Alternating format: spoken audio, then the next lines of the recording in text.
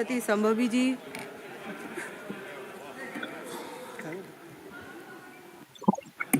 धन्यवाद सभापति महोदय। आपने इतने महत्वपूर्ण ऐतिहासिक संवैधानिक संशोधन पर बोलने का, इस चर्चा में भाग लेने का अवसर दिया। हम अपनी पार्टी लोक जनशक्ति पार्टी, अपने नेता राष्ट्रीय अध्यक्ष श्री चिराग पासवान जी, समस्तीपुर की देवतुल्य जनता और बिहार की तमाम बेटी बहनों की ओर से नारी शक्ति वंदन अधिनियम के समर्थन में बोलने के लिए खड़े हुए हैं। अपनी बात शुरू करने से पहले हम एक कोट पढ़ना चाहेंगे। A statesman is one who thinks of the future generations, while a politician is one who thinks of the upcoming elections. ये हम इसीलिए कोट करें क्योंकि जो स्टेट्समैन स्पिरिट हमारे नेता राष्ट्रीय अध्यक्ष श्री चिराग पासवान जी ने दिखाया है वो काबिलिए तारीफ है। बिना किसी लीगल इन्फोर्समेंट के उन्होंने 40% महिलाओं को 2024 की लोकसभा में चुनाव में जिता करके इस सदन में बिहार का प्रतिनिधित्व करने के लिए भेजा और इसके हम सदा आभारी रहेंगे कि महज 25 साल की युवा सांसद उनके वजह से इस सदन में जीत करके आई और बिहार की जनता का प्रतिनिधित्व कर रही हैं। हमारी शास्त्रों में लिखा है यत्र नार्यस्तु पूज्यन्ते रमन्ते तत्र देवता। इसका अर्थ है कि जिस घर में, जिस समाज में नारी को पूजा जाता है वहां पे देवता अर्थात सुख, शांति और समृद्धि का वास होता है। महोदय, ये जो बिल है महज कागज का टुकड़ा नहीं, पर ये उन करोड़ों माताओं बहनों के आत्मसम्मान का, अधिकारों का घोषणा पत्र है। ये केवल एक अमेंडमेंट नहीं बल्कि सदियों से जो उनकी तपस्या है, जो उनके संघर्ष है, उसका ये परिणाम है। ये सदियों की बंदिशों को, रूढ़ियों को तोड़ने का ऐलान है और ये पूरे देश में मातृशक्ति का हक और सम्मान देने का एक बहुत खूबसूरत सुनहरा अवसर है। हमारे यशस्वी प्रधानमंत्री श्री नरेंद्र मोदी जी ने पूरे विश्व को बता दिया है कि विमेन डेवलपमेंट और विमेन लेड डेवलपमेंट का क्या अंतर होता है। जैसा कि वो कहते हैं कि नारी सशक्तिकरण का दौर गया, अब नारी नेतृत्व की बारी है।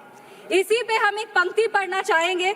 सदियों की इन जंजीरों का अब मिट रहा निशान है, नारी शक्ति के उदय का एक ये नया विधान है। वक्त के इस दौर में अब तेरा ही ऐलान है, मेरी प्यारी माताओं बहनों, तू ही नए भारत की नींव, तू ही इसकी शान है। महोदय, हम लोग 2 दिन पहले हमारे संविधान के निर्माता डॉक्टर बाबा साहब भीमराव अंबेडकर जी की जयंती को मनाए और वो हमेशा कहते थे कि social justice can not be achieved without gender justice. संविधान लागू होते ही उन्होंने सबसे पहले महिलाओं को वोट करने का अधिकार दिया था और वो 3 तरह के जस्टिस की बात करते थे, पॉलिटिकल जस्टिस, सोशल जस्टिस और इकोनॉमिक जस्टिस। ट्रिपल तलाक, बेटी बचाओ बेटी पढ़ाओ के माध्यम से हमने महिलाओं में सोशल जस्टिस को डिलीवर किया। उज्ज्वला योजना, ड्रोन दीदी, जीविका दीदी के माध्यम से हमने महिलाओं में इकोनॉमिक जस्टिस को डिलीवर किया और आज इस आरक्षण के तहत हम महिलाओं में पॉलिटिकल जस्टिस को डिलीवर करने के लिए यहाँ खड़े हुए हैं। अब भारत को विश्व गुरु बनने से कोई नहीं रोक सकता क्योंकि अब यहाँ पे जो नीतियों का निर्माण होगा उसमें आधी आबादी की भी उतनी ही भागीदारी होगी और जो यहाँ पे महिलाएं होंगी वो हमारे देश का प्रतिनिधित्व करेंगी।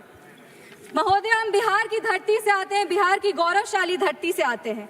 वहाँ की महिलाओं ने अपने नेतृत्व से, अपने हुनर से पूरे विश्व में भारत का मान बढ़ाया है। वो लोकगीत गायिका शारदा सिन्हा जी हो, वो दरभंगा की भावना कंठ जी हो, वो मुजफ्फरपुर की शिवांगी सिंह जी हो, इन सब बेटियों ने बिहार के साथ साथ देश का भी मान विश्व स्तर पर बढ़ाया है। हमारे राष्ट्रीय अध्यक्ष श्री चिराग पासवान जी हमेशा अपने vision Bihar first, Bihari first की बात करते हैं और वो ये जानते हैं कि बिहार फर्स्ट और बिहारी फर्स्ट को आधी आबादी के सहयोग के बिना नहीं डिलीवर किया जा सकता। हमारी सरकार, एनडीए की सरकार, बिहार में पूरे देश में बिहार पहला राज्य था। पूर्व मुख्यमंत्री श्री नीतीश कुमार जी के नेतृत्व में बिहार ने 50% आरक्षण लागू करके महिलाओं को ग्रामीण लेवल पे विमेन लीडर्स बनाने का हक दिया।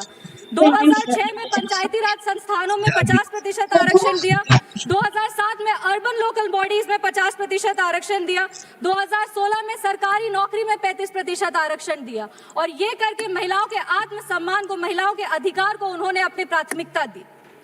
आज बिहार की जीविका दीदी जो है वो देश भर की आजीविका दीदियों के लिए एक उदाहरण बनी है। लेकिन इस देश का और ये बिहार का विडंबना है कि जहां एक तरफ एनडीए ने बेटियों को माताओं को, बहनों को आगे रखा। वहीं बिहार के विपक्ष की एक पार्टी है जिनके सांसद सरेआम सदन में इस बिल को फाड़ के टुकड़ा टुकड़ा किए थे, बेटियों के सपने को चूर चूर इसी सदन में किए थे। तो और कोई नहीं, सुरेंद्र यादव जी हैं।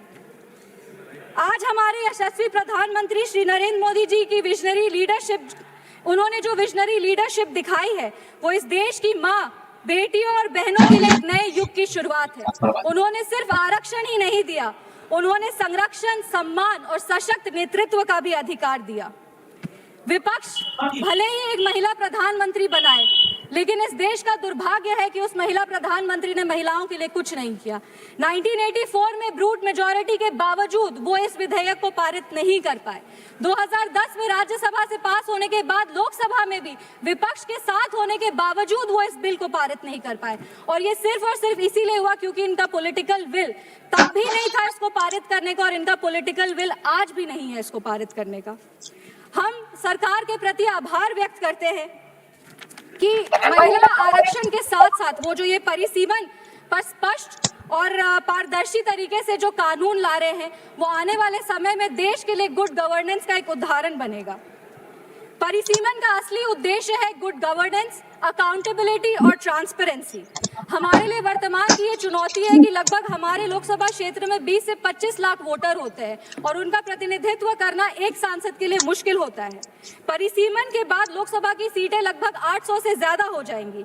छोटे और बेहतर क्षेत्र तैयार होंगे जिनका प्रतिनिधित्व करना आसान होगा, अधिक प्रभावी प्रशासन होगा और प्रशासनिक तौर से भी एडमिनिस्ट्रेशन जो है वो बेटर होगा। रिसोर्स एलोकेशन जो है वो और बेहतर हो जाएगा और सांसद का जो एक्सेसिबिलिटी है वो भी बढ़ जाएगा। सांसद जनता के प्रति जा करके उनकी बातों को भी समझ सकते हैं और उनके आवाज को और प्रखरता से रख सकते हैं। योजनाओं का जो लाभ है वो अंतिम व्यक्ति तक पहुंचेगा और तेज गति से पहुंचेगा।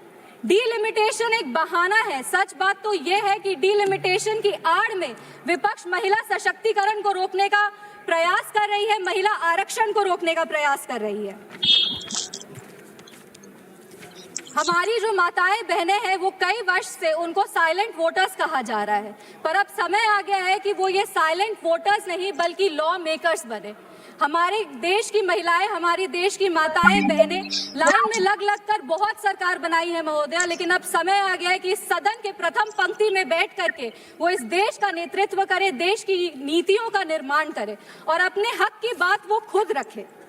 महोदय, महिलाओं को किसी की सहानुभूति की जरूरत नहीं है, महिलाओं को बस सामान्य अधिकार की जरूरत है। हम दुष्यंत कुमार जी की एक कविता पढ़ना चाहेंगे इस सदन में। हो गई है पीर पर्वत सी पिघलनी चाहिए, इस हिमालय से कोई गंगा सी निकलनी चाहिए। आज यह दीवार पर्दों की तरह हिलने लगी है, मगर शर्त ये थी कि इसकी बुनियाद हिलनी चाहिए। सिर्फ हंगामा मेरा मकसद नहीं, मेरी कोशिश है कि ये सूरत बदलनी चाहिए। मेरे सीने में नहीं तो तेरे सीने में ही सही हो, कहीं ना कहीं मगर ये आग जलनी चाहिए। ये आग नहीं, ये ज्वाला है और ये ज्वाला तब तक प्रज्वलित रहेगा जब तक नारियों को सशक्तिकरण से नारी नेतृत्व का रास्ता हम नहीं तय कर पाते। बिहार की बेटी, देश की बेटी होने के नाते हम तमाम माताओं बहनों को शुभकामनाएं देंगे और विपक्ष से विनम्र अनुरोध करेंगे कि साथ में आइए और बेटी के हक की लड़ाई लड़िए और इस विधेयक को पारित करिए। बहुत बहुत धन्यवाद। जय हिंद, जय बिहार।